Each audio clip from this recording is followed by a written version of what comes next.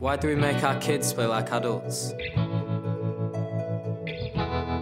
For our youth teams, the aim very much is we want to keep these kids in football. We're trying to buck the trend of older teenagers dropping out of football. We want to prepare them as youths so they've got the best skills and techniques so that they're successful. When they become adults, they'll stay in the game and have another 20, 30 years of playing football.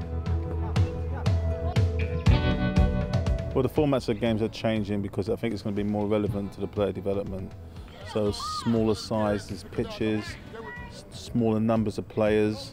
So rather than kids playing on 11-side pitches, which they can't manage, we're going to put them in an area like a 30 by 40, 50 by 40, 60 by 40, and obviously they're going to play in spaces that are good for their development. It's great because it gives the child a sense of space, because spatial awareness is something that you need to have on a football pitch.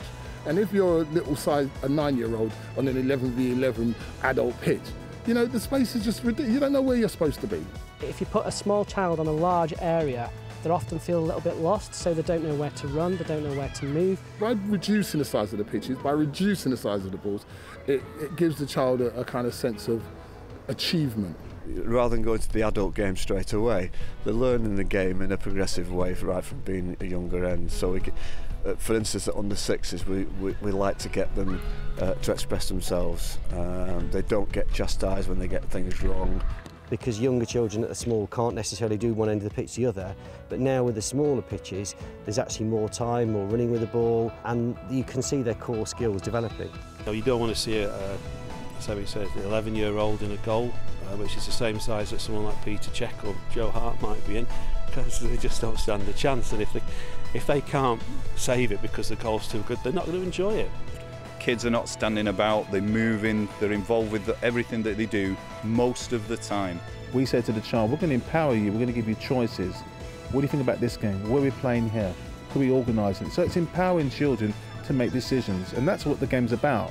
With the smaller groups as well, that his confidence is much better and that the experience is more fun.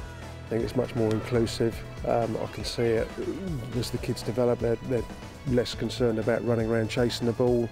They're using the ball more intelligently, and they tend to stick with the club and stick with football. Well, anything less than 9, or more like 8 or 7, 6 and 5 aside, gives them more touches on the ball.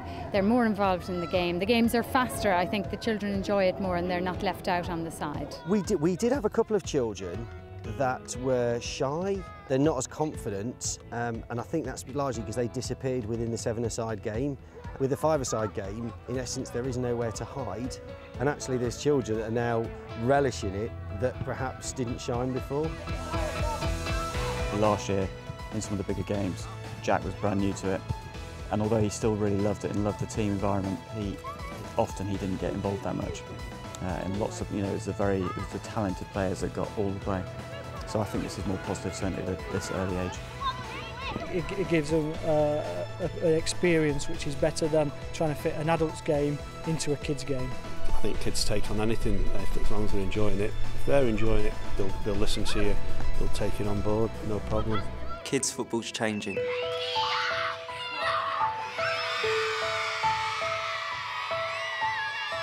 Kids' football's changing. Find out how to play your part at thefa.com/kidsfootball.